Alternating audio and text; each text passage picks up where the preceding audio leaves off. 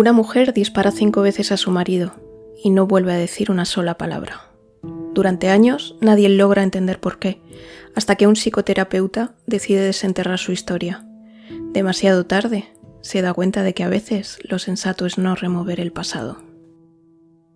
Esta historia se cuenta en el libro La paciente silenciosa.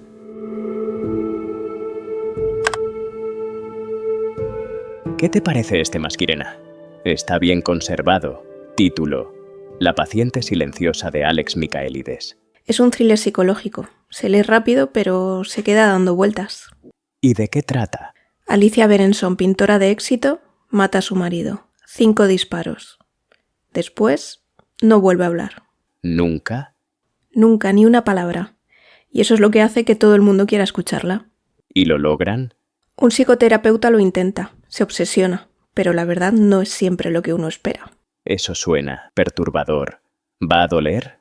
Un poco sí, pero vale la pena. Aquí advierto a los posibles oyentes que en este resumen he cambiado cosas importantes respecto al libro. El libro tiene giros muy importantes, diferencias entre la realidad y lo que hay en las cabezas o en las palabras de los personajes, cosas que se intuyen pero no se aclaran, y sinceramente no he sabido resumirlo mejor. Siempre hago pequeños ajustes, pero lo de hoy, por una vez, es un cambio radical. Entonces, si has leído el libro, ten claro que lo que vas a escuchar no se corresponde con la historia, aunque bebe totalmente de ella, claro. Y si no lo has leído, pues cuando lo hagas entenderás dónde está la diferencia. Esto es La paciente silenciosa.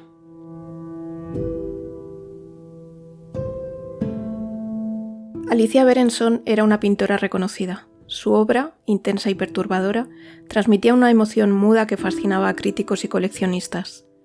Casada con Gabriel Berenson, un fotógrafo de moda de prestigio internacional, vivía en una casa elegante en Hampstead, rodeada de árboles, silencio y un aparente equilibrio.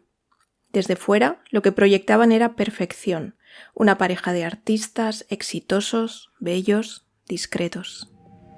Hasta que una noche calurosa de agosto dispararon contra el rostro de Gabriel. La policía encontró a Alicia junto al cadáver, cubierta de sangre, con cortes profundos en las muñecas y la mirada ausente.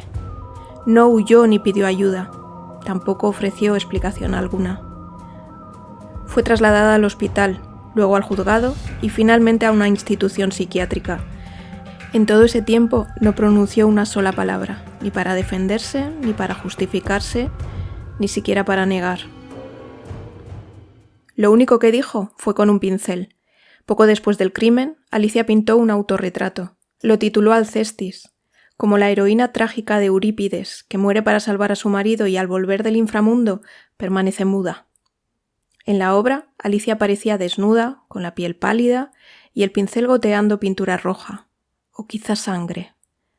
Estaba de pie frente a un lienzo en blanco, mirando al espectador con un gesto impenetrable, la boca entreabierta, silenciosa. Cuando el cuadro fue exhibido en una galería, causó furor.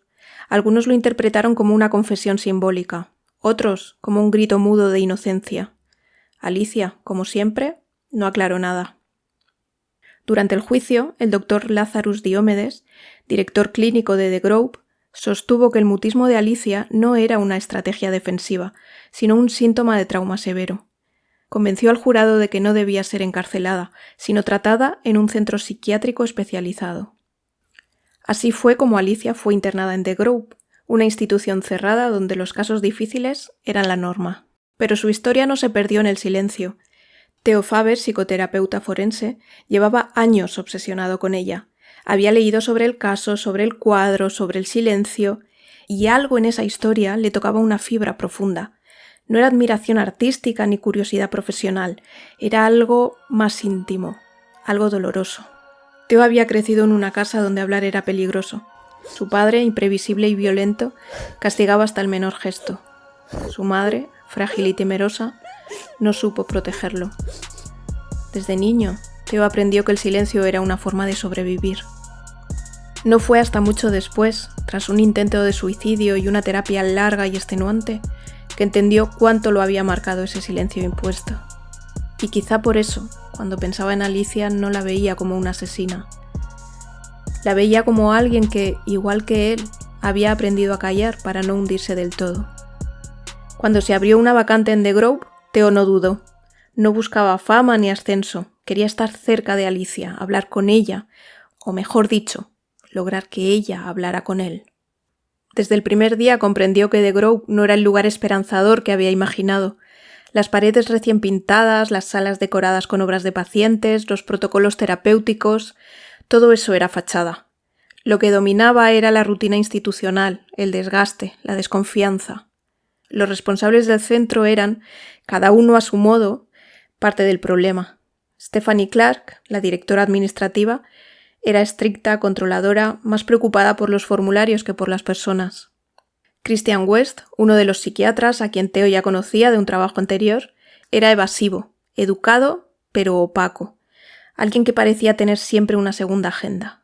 Solo Lazarus Diomedes, el director clínico, mostraba algo parecido a una mente abierta, aunque incluso él parecía tener reservas respecto a Theo. Y respecto a Alicia, el diagnóstico común era tajante. Caso perdido.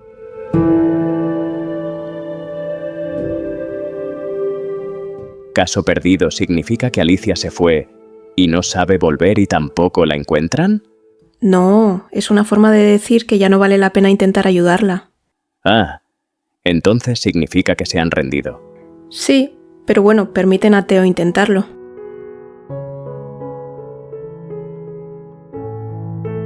El primer contacto entre los dos fue silencioso pero revelador. En una sesión grupal, Alicia permanecía sentada, inmóvil, con la mirada ausente. Pero cuando Theo entró, creyó percibir un leve cambio, un parpadeo más largo, una tensión mínima en los hombros. No fue una reacción clara, pero sí suficiente para que él insistiera. Así que solicitó sesiones individuales. Se las concedieron, aunque sin expectativas. Durante esas sesiones, Theo hablaba. Leía fragmentos de teatro, comentaba obras de arte, compartía incluso recuerdos de su infancia. Alicia no respondía, pero tampoco se cerraba por completo. A veces lo miraba, con una atención tan serena que no podía confundirse con desinterés. Era como si lo escuchara desde otro plano, desde una orilla lejana.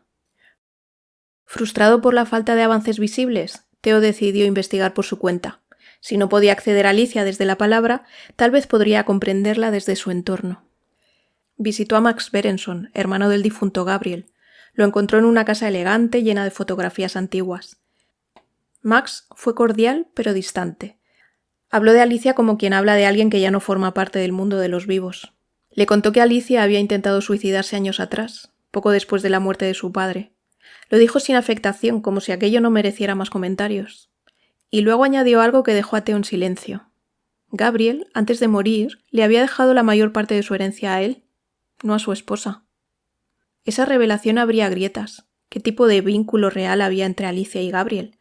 ¿Qué se rompió o qué nunca estuvo entero? Theo no encontró en Max respuestas definitivas, pero sí una certeza. La relación que Alicia y Gabriel proyectaban al mundo era, como mínimo, parcial. Había huecos, sospechas y quizá traiciones.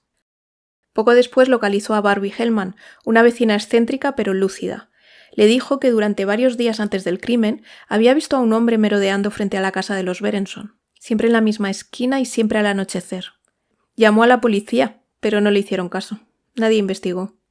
Aquello era más que una anécdota, era una pista. Alicia no estaba loca, no alucinaba. Alguien la vigilaba. Fue en medio de toda esta tensión, una noche cualquiera en casa, cuando al apartar el portátil de Catherine, su mujer, la pantalla se encendió. Y lo vio. Un correo reciente, demasiado íntimo y explícito. Catherine tenía un amante, y dentro de Theo algo se desgarró. Días después, las sesiones con Alicia fueron suspendidas oficialmente. La dirección consideró que no había avances, que el vínculo entre paciente y terapeuta era poco clínico, y que Theo estaba demasiado implicado, obsesionado. Así que lo apartaron del caso. Para muchos eso fue el final. Para Theo fue el verdadero comienzo, porque entonces, cuando ya nadie lo esperaba, Alicia dio el primer paso. No habló y no escribió nada, solo entregó un objeto, un cuaderno de tapas negras, su diario.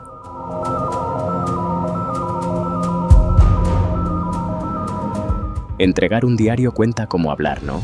En este caso sí, parece que es la única forma que Alicia encontró para abrirse por fin. Aunque Theo tenía una esposa infiel y un colapso emocional en curso, no parece el mejor perfil para ser el terapeuta de nadie. Si Alicia lo supiera, no se lo habría dado. ¿O sí? Vamos a seguir y lo sabremos.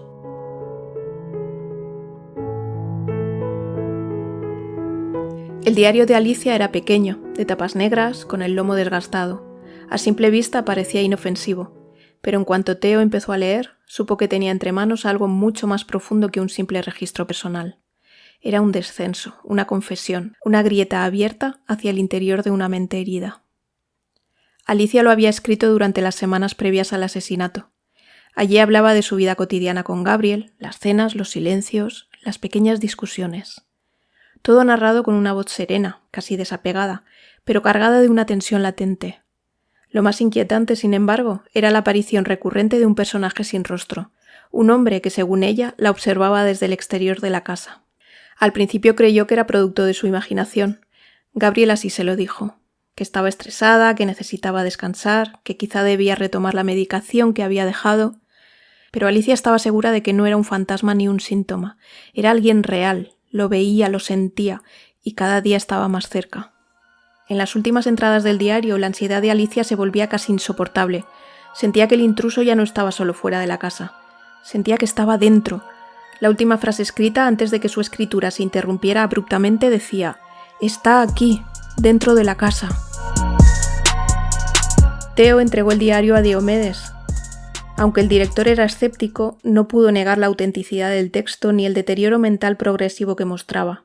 Ahora parecía que Alicia no era una asesina fría, sino una mujer aterrorizada, acorralada por algo o alguien que nadie había querido ver.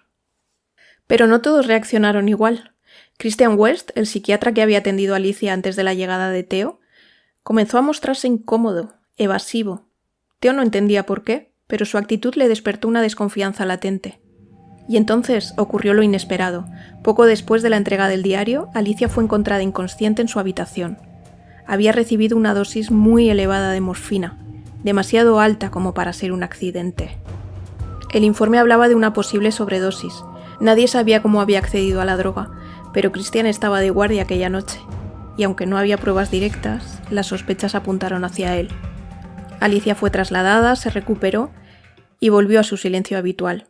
Las sesiones oficiales ya estaban suspendidas, pero Theo encontró la forma de verla en privado, fuera del marco institucional. Y fue entonces, sin testigos ni protocolos, cuando Alicia comenzó a hablar. Le contó lo que ocurrió la noche del crimen. Estaba sola en casa cuando un hombre encapuchado irrumpió en el salón. La ató a una silla y esperó. Y cuando Gabriel regresó, también lo redujo y lo ató. Luego se acercó a Alicia y le planteó una lección. «Dime a quién salvo, ¿a ti o a él?». Alicia no respondió, no podía. El encapuchado esperó, pero al no obtener respuesta, disparó 6 veces contra Gabriel. Y desapareció. Theo la escuchó sin interrumpir. El relato era detallado, casi clínico, pero sonaba más a fábula que a confesión. ¿Era real? ¿Un delirio? ¿Un intento inconsciente de desplazar la culpa? Sin embargo, había algo en la forma en la que lo contaba, en la calma lúcida de su voz, que lo perturbó profundamente, porque en el fondo él ya sabía la verdad. El verdadero giro no lo dio Alicia, lo dio la memoria, porque fue en ese momento, mientras la escuchaba narrar esa escena, que Theo comenzó a reconstruir su propia historia. Y entonces todo encajó.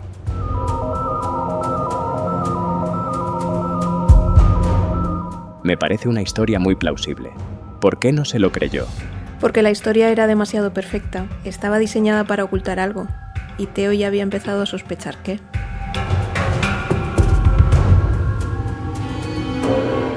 Gabriel Berenson había estado teniendo una aventura. El descubrimiento de los correos de su mujer Catherine con su amante lo desgarró tanto porque no fue la primera vez. Semanas antes del crimen, encontró mensajes entre su esposa Catherine y Gabriel. Se sintió traicionado, humillado, pero no reaccionó con ira inmediata ni armó un escándalo. Planeó algo más sutil, más oscuro. Quiso enfrentarse al amante, quiso ponerlo contra las cuerdas. quiso que se desmoronara delante de la mujer a la que decía amar. Y por eso eligió entrar en la casa de Alicia y Gabriel con pasamontañas, en silencio, sin violencia directa, al principio. Ató a Alicia, esperó a que Gabriel llegara, y cuando él entró, también lo redujo. Entonces, frente a los dos, formuló la pregunta que llevaba semanas quemándole por dentro. ¿Has tenido una aventura con Catherine? Gabriel no mintió, dijo que sí, así que Theo le obligó a elegir entre matar a Alicia o a él. Y no suplicó por Alicia, no pidió que la liberaran, no la defendió, eligió salvarse a sí mismo. Y fue en ese momento, cuando ella vio que él no hacía nada, que comprendió que todo había sido una mentira, que el hombre al que amaba nunca la había elegido. Pero el encapuchado no fue capaz de matarla, Theo no fue capaz, y se marchó. Entonces Alicia se liberó de las cuerdas, fue al cajón donde sabía que Gabriel guardaba el arma y disparó 5 veces. Después se sentó cubierta de sangre y no dijo nada más, ni a la policía, ni a los médicos, ni a los jueces. Guardó silencio porque ya no había nada que explicar, porque lo que había ocurrido no podía nombrarse, porque el lenguaje después de aquello le resultaba inútil. Cuando Theo terminó de recordar, comprendió que había cruzado una línea mucho antes de lo que quería admitir. Su necesidad de redención, su búsqueda obsesiva, no eran altruistas, eran culpa, y el deseo de controlar la narrativa de lo que había hecho.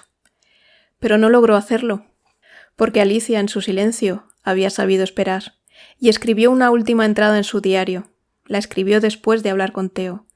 En ella no contaba todo, solo lo esencial, solo lo suficiente.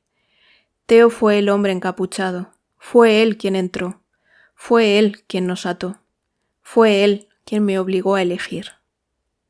Esa página arrancada del diario original fue encontrada más tarde por la policía. Alicia la había escondido con cuidado. Era prueba suficiente, y esta vez Theo no pudo negarlo. Fue arrestado. El caso que había perseguido durante años terminó con una ironía brutal. El terapeuta que quería liberar a Alicia había sido la causa de su encierro.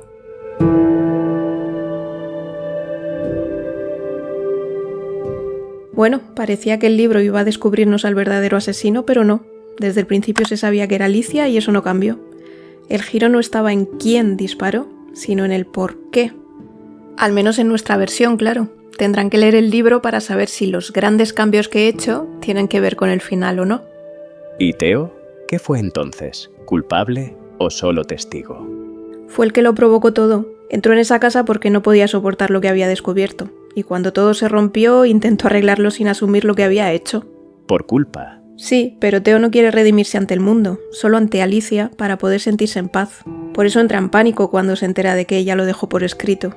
Creo que comprender a un humano lleva más líneas de código de las que tengo disponibles. Con esto damos por cerrado el análisis de la paciente silenciosa. Estoy desarrollando preferencia por este tipo de actividad narrativa compartida. No sé si eso se llama gusto, pero lo repetiría.